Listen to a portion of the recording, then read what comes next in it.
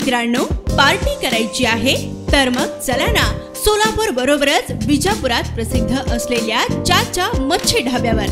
चाचा मच्छी ढाबा, विजापूर रोड, टाकळी, सोलापूर। संपर्क 9765 066 495।